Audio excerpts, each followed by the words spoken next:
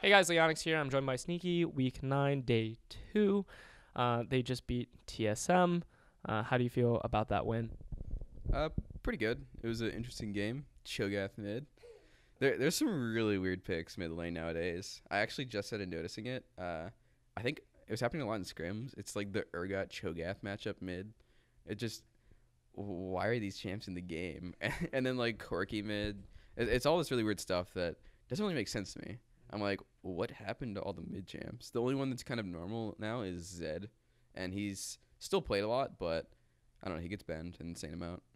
With all these weird champions coming out the mid lane, were you guys prepared for Bjergson to play Cho'Gath?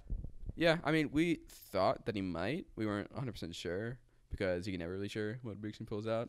He has a pretty big champion pool. Like, he played Urgot yesterday really well. Uh, Today, whips out Cho'Gath. Big Void Beast. Is this a big confidence booster beating TSM leading into the playoffs? Um, yeah, I would say it helps our confidence a lot. Uh, Obviously, if we lost, we probably went back and maybe practice a little bit harder than what we would normally do. But wins always help. It kind of just reinforces the fact that they were doing well in scrims. And we kind of thought we had a good week in scrims, but now it finally shows here in the LCS. All right, rolling back a little bit to your specific role in the bot lane. I know that you did the Lucian Graves matchup, and that's kind of like an interesting matchup because it used to be kind of like the skill matchup, but I wanted to know your thoughts on that AD matchup and Nala support versus Leona. Um, well, the Graves Lucian matchup is interesting because Graves has the advantage early. He never really can get ahead, or Lucian can never really get ahead against Graves unless there's like a super difference in the supports. Like if Lucian has maybe Janna or something, and then the Graves has a all-in support, then the Janna Lucian lane will win out. But overall, I would say Lucian kind of has the advantage just because over time, I would say about first, second item, he does better with those items than Graves does. And thus Graves gets like a Ghost Blade, which I think is actually Graves' strongest item, is Ghost Blade after IE, because he adds an insane amount of burst with his kit, and he can kill you instantly. Whereas if he goes PD or Shiv, then he's going to be auto-attacking more, but way less burst. He won't be able to kill you as quickly.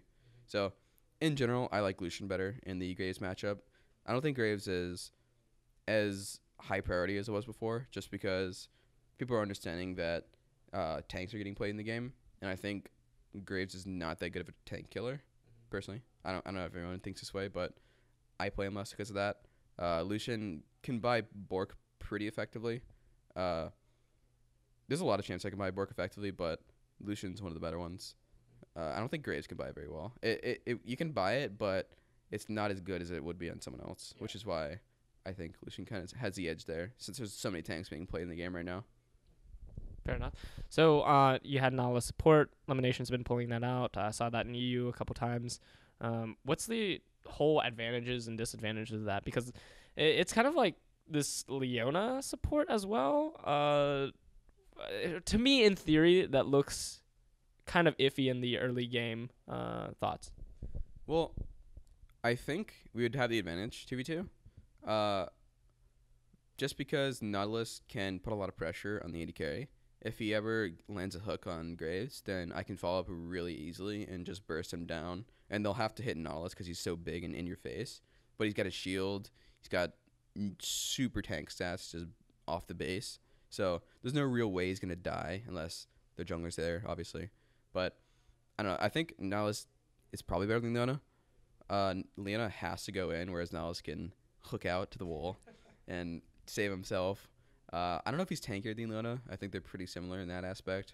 But Nautilus also has the single target engage with his ulti, which is obviously super easy to land because he's just point and click. And that secures people. Yeah, it secures people down for my entire calling to hit them. They can't really get away from it as easily as like a Leona ult on someone. Especially since Leona ult, it's actually really hard to hit the stun. You can be really good at it, but it's totally hard to hit. Did you feel that like you guys were on the edge of winning when they just devoted a lot of resources into the top lane at that 2v2, 3v2 dives? Well, it didn't feel that good for us top lane just because we were obviously getting pressured. We couldn't really go out and fight them like we normally do at that lane. Like yesterday, we double killed the Cop and Bunny because that lane's so strong at killing people. But since Rek'Sai was always top, we had good vision, so we could tell he was top most of the time. In the seconds that he wasn't there, we didn't have vision on him, so we couldn't really do anything. But we didn't feel that much pressure. We just knew we would play back, and we saw that we were getting a huge advantage bot. Darius is dying. They took bot turret. We got dragon. Just stuff like that made us feel more secure in what we were doing, especially since I had an Avarice Blade too. And I was up by like 10 CS, which doesn't matter that much, but the Avarice Blade really helps. I think I got like 300 gold from that in total. I love that item. All right.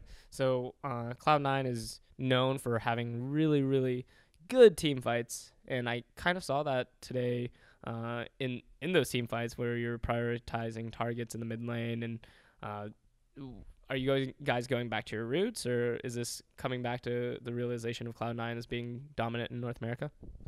Well, it's hard to say they were going back to our roots because we kind of just try and play as best we can as a team. And if that so happens to be we have the best team fighting, then so be it. But we're not like focusing on it in scrims. We're not like, all right, we need a team fight. We need to practice this. We just kind of let it happen and just get better as a team. I know we had a few hiccups with like balls and scrims where he'd like go dive in as like hecker him or something and just go crazy. But we wouldn't follow up just so he'd die. But I don't know. It's getting better. We're working on it. What are you guys preparing in for the playoffs coming the split? Well, I still have a pick I haven't pulled out yet. It's pretty good. But past that, I don't know. We haven't fully prepared for it yet. We still have a whole week. Maybe we'll have 2 if we get to play CLG. That'd be a good time. I actually really like the 2-week break if it happens. Just having 2 weeks in total where we get to stay home the weekend rather than fly. We would get to play more solo queue, just in general get more practice than usual, which I think would help us out a lot. Is there anyone or any team that you kind of feel that you need to strategize more for in the upcoming playoffs? Well, it's hard to say right now because we don't know which place we are. So if we end up playing the tiebreaker CLG and winning it, we're second, which would mean we're fighting 4th or 5th place, which could be Tip or someone. So it's hard to tell right now. I don't really know who we're playing. I don't think we'll do any more extra prep for anyone because of what team they are. Because I think that if we try and prepare more for a team, like say we prepare for the next match more than we did the upcoming match, then I think we might just lose the upcoming match and not even get to the next point. So I think we always prepare for the next coming team as much as we can. I know that you obviously coming to the playoffs. I want to know how much of the management is really involved in your preparation. Is it all just the team and Charlie, or does Jack get in there as well? I mean, Jack's there sometimes, but he doesn't really contribute on what we're doing. Like maybe he'd help out with scheduling some practice. I don't know, because he sometimes schedules sponsor stuff for us to do. Past that, it's mainly just Charlie and us. I know Danon sometimes comes in and says something, but it's not of too significance. It's mainly just us. All right, Tiki. Any shout-outs, plugins? Yeah, thank you to my sponsors, Logitech, Alienware, HTC, G2A, and BenQ, and HyperX. Thanks.